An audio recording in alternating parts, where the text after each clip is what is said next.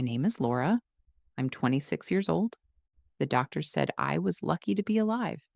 My family and friends would look at me with pity, their eyes filled with a sorrow I just refused to accept. Everyone saw a tragedy. They all thought my life, as I knew it, was over. They looked at the space where my left arm used to be and saw an ending. They saw weakness, a broken girl who'd never recover. What they didn't see, what nobody could see, was the fire that was just starting to burn inside me. They saw what was lost, but I was about to discover what that loss would help me find. They thought the story was over, but it was just getting started. Before that day, my life had the rhythm of the tides. It was the taste of salt on my lips and the feel of the warm Hawaiian sun on my skin. I was born in Lihue, Hawaii, and the ocean was my first love, my sanctuary, my playground. My parents were surfers, so salt water basically ran in our veins, and there was always sand on the floor of our house on Kauai's North Shore. From the time I could swim, I was on a board. My dad put me on his before I was even a year old, and by the time I was 6, I had my own. For me, surfing wasn't just a sport, it was a spiritual kind of joy, a way to get close to the beauty and power of creation. When you're inside the barrel of a wave and it's roaring in your ears like a jet engine, everything else just disappears. It's you and that massive, beautiful power. There was a look I'd get in my eye out there, a gleam that said, I want to be the best. It wasn't just some dream, it was a plan. I was 13 years old, a rising star on the amateur circuit, already racking up sponsorships and winning competitions against surfers much older than me. In July of 2003, I had just placed second at the NSSA National Championships. My whole world was pointed in one direction: becoming a professional surfer. The water was where I felt most whole, most myself. It was the place I was destined to be. I had this unshakable confidence in two things: that God loved me and that I was going to be a pro surfer. That foundation shaped everything. I just had no idea how hard it was about to be tested. October 31st, 2003, Halloween morning. It started like any other perfect Hawaiian day. Dawn patrol, my favorite time. The sun was just coming up, casting this shimmering, pristine light on the wet sand. The beach was empty. I went out surfing at Tunnels Beach with my best friend Alana and her family. The water was crystal clear, calm, and beautiful. There was no warning, no sign of what was lurking underneath. Sharks are always a remote threat in Hawaii. It's their home, and you learn to respect that. You just never think it'll be you. I was lying on my board, stomach down, just relaxing. My left arm was dangling in the cool, clear water. I remember thinking, I hope the surf picks up soon. And then, in a split second, it happened. It wasn't like the movies. There was no fin, no dramatic music, just an immense pressure and a couple of lightning fast tugs. I felt a sensation like being hit by a truck, a violent, jarring force that pulled me back and forth. I just held on to my board. Then, just as fast as it began, it let go. I looked down, and the water around me exploded into a cloud of bright red. In that moment of pure shock, a strange calm washed over me. There was no pain, just a surreal awareness. My left arm was gone, bitten clean off just below the shoulder. A 14-foot tiger shark had taken it, along with a huge crescent-shaped chunk of my surfboard. Alana's dad, Holt Blanchard, was my hero that day. He paddled over, told me to stay on my board, and without a second of hesitation, he ripped off his rash guard and made a tourniquet, wrapping it tight around the stump of my arm. His quick thinking saved my life. The paddle back to shore felt like an eternity. I was losing an insane amount of blood, over 60% I'd learned later, and I could feel myself fading. In the ambulance, a paramedic held my hand, leaned in close, and whispered, God will never leave you or forsake you. He was right. That promise became my anchor in the storm that was about to hit. I woke up in Wilcox Medical Center. The first thing I noticed was the quiet hum of machines and the sterile hospital smell, then the confusion. By some strange twist of fate, I had taken my dad's place in the operating room. He was scheduled for knee surgery that very morning with the same doctor who was now working to save my life. When the anesthesia wore off, reality started sinking in, heavy and suffocating. My arm wasn't just hurt, it was gone. I could still almost feel it. A phantom limb that tingled and ached, a cruel reminder of what wasn't there anymore. I looked at the bandaged stump, and a wave of nausea and despair hit me harder than any wave I'd ever ridden. How was I ever going to do anything again? Tie my shoes, braid my hair? How could I ever surf? That thought was a punch to the gut. Surfing wasn't just something I did, it was who I was. My passion, my future, my identity. It all felt like it had been ripped away in that one violent moment. Then came the looks. The looks from my family, my friends, even the nurses. Their faces were a mix of love and just overwhelming pity. I could see it in their eyes. That poor girl. Her life is over. They saw a victim, a tragedy. Most people in the surfing world doubted I'd ever compete again. They meant well, I know they did, but their sorrow felt like a cage. They were already mourning a life they assumed I'd lost, and their low expectations felt like a forecast for my future.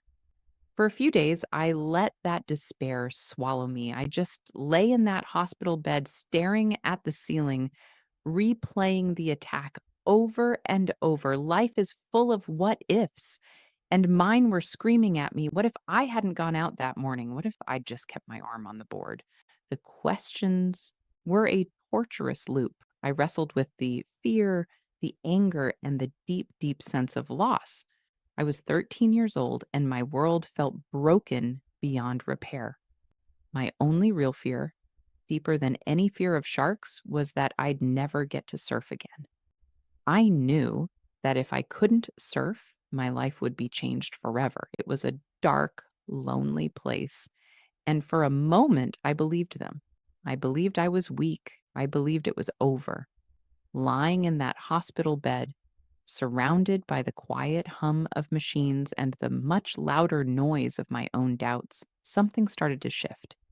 It wasn't a lightning bolt or some sudden revelation. It was a choice, a quiet, determined choice that started with a single thought. I remember waking up one morning, and instead of that usual wave of panic and loss, a different feeling washed over me: gratitude. I was grateful to be alive. It was such a simple thought, but it changed everything. That gratitude helped me start thinking about what was possible instead of just what was missing. It was a conscious decision to break out of the negative loop, to stop replaying what could have been and start asking, well, what now? My faith, which had been the foundation of my life since I was little, became my rock. I started to believe that this wasn't some random, meaningless tragedy. I had this deep sense of peace that God was in control and that He had a bigger plan for my life than I could see right then. I began to see this immense challenge, not as a punishment, but as a setup for something more. This horrible, life altering event could be a platform. I wouldn't let what tried to break me succeed. I would let it build me. A huge moment came when Mike Coots, a surfer who'd lost his leg in a shark attack, came to visit me. He told me he was still surfing, and then he said something that lit a fire in me. He had tried to pop up on a board with one arm, and it was fully possible. That was it. That's all I needed to hear. The dream wasn't dead, it was just going to be different. The doubt didn't just vanish, and the fear was still there, but now it had a competitor: determination. I looked in the mirror and saw the scars, the bandages, the missing part of me. But for the first time, I didn't just see loss, I saw a survivor. The world could look at me with pity. They could think I was done, but I knew something they didn't. This wasn't the end of my story. I made a promise to myself: I will not be defined by what happened to me. I will be defined by how I respond. I told myself, I don't need easy, I just need possible. And with that, the girl in the hospital bed started to fight back. Leaving the hospital was the first step into a new, one armed world. Everything was a challenge. Tying my shoes was this huge task that required patience I didn't know I had. Getting dressed, making a meal, the simplest things I'd never thought twice about, were now frustrating puzzles to solve. There were tears, a lot of them, but with each small victory, a little more of my old confidence came back. The real mountain, though, was the ocean. The thought of getting back on a board was my greatest hope and my deepest fear. My love for surfing was stronger than my fear of sharks, but the logistics were daunting. Paddling the engine of a surfer was something I'd been so strong at. Now, trying to paddle with one arm felt like doing a lopsided one arm push up over and over, just going in circles. My balance was completely gone. Pushing up to stand on the board seemed physically impossible. My dad became my partner on this impossible mission. He never once let me give up. He created a custom board for me, longer and thicker than a standard board to give me more stability. And most importantly, he built a handle into the deck for my right arm. This handle was a game changer. It gave me something to grip, to help me push through the waves, a technique called duck diving, and to stabilize myself while paddling. I had to learn to kick way more, using my legs to generate the power my left arm used to. It was a slow, grueling process. I'd go out and fail. I'd try to paddle and spin. I'd try to stand and fall. Every failure was a whisper from the doubters, from that part of my own mind saying, "See, it's impossible." But my passion for surfing was just a stubborn thing. It was the why that kept me going. I had to set boundaries, even with the people who loved me the most. There were times my dad would try to help too much, to push my board for me, and I had to say, "No, Dad, I need to do this myself." It wasn't about being ungrateful, it was about reclaiming my own power, my own journey. I had to learn my own body, my new center of gravity, my new way of being in the water. Those days were the grind, waking up sore and frustrated, but getting back in the water anyway. It was about developing new muscles, both physically and mentally. It was about choosing to show up day after day, even when no one was watching. I was learning to surf all over again, from scratch. Every tiny bit of progress, every moment I stayed on the board a second longer, was fuel. The fire inside me was growing, fed not by anger, but by a relentless burning passion to get back to the place I called home. November 26, 2003, just 26 days after the attack. That was the day. I stood on the same beach where my life had been torn apart, holding my new modified board under my right arm. The fear was there, a cold knot in my stomach. The what ifs were whispering again. But the desire to feel that glide of a wave, to be free in the water again, was a roar that drowned them out. Courage doesn't mean you don't get afraid. It means you don't let fear stop you. My dad swam out with me. I could see the worry in his eyes, but also this deep, unwavering belief. I paddled out, my movements awkward and slow. The first few waves passed me by. My timing was off. My body felt weird. Then I saw it, a small, gentle wave rolling my way. I turned the board, dug in with my right arm, and kicked with everything I had. As the wave lifted me, I put my hand in the center of the board, just like I had practiced in my mind 1,000 times, and I pushed. And then I was up, I was standing, riding a wave. For those few seconds, the world just fell away. There was no shark, no hospital, no missing arm. There was only the water under my feet, the sun on my face, and the pure, raw joy of surfing. I rode it all the way to the beach. As I stepped off the board, I was crying, but these weren't tears of sorrow. They were tears of happiness, of triumph, of healing. My dad was watching from the water. He was seeing that unyielding fire in his daughter, the same fire he'd seen when I was just a little girl dreaming of going pro.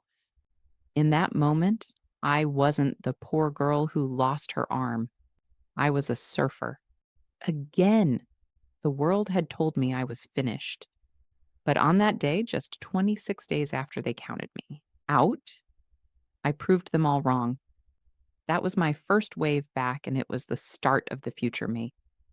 Getting back on the board wasn't the end of the struggle, it was the start of my new normal. Less than 2 months later, on January 10th, 2004, I entered my first competition. I didn't win, but that wasn't the point. The point was showing up, the point was competing. By 2007, I had achieved my childhood dream. I became a professional surfer. Looking back, I wouldn't change what happened to me. I know that might sound crazy, but losing my arm gave me something I never could have imagined. It gave me a platform to embrace more people than I ever could have with two arms. It taught me that what tried to break me actually built me. My scars tell a story of survival, not sorrow. I learned that true strength isn't about physical perfection or having an easy life. We don't grow when things are easy, we grow when we face challenges. You develop your character muscles by overcoming adversity, just like you develop physical muscles by lifting weights. This journey also taught me the power of setting boundaries. When the world wants to label you, pity you, or tell you what you're capable of, you have to build a boundary around your own belief in yourself. You have to be the one who defines your limits or your lack of them. For me, that meant saying no to the story of being a tragedy. It meant saying yes to the hard work, even when it hurt. It meant protecting my own mental space so I could focus on what was possible. This is a lesson for everyone, not just for people who've faced a major trauma. We all have things in our lives that hold us back, voices both inside our heads and from the outside that tell us we're not strong enough, not good enough.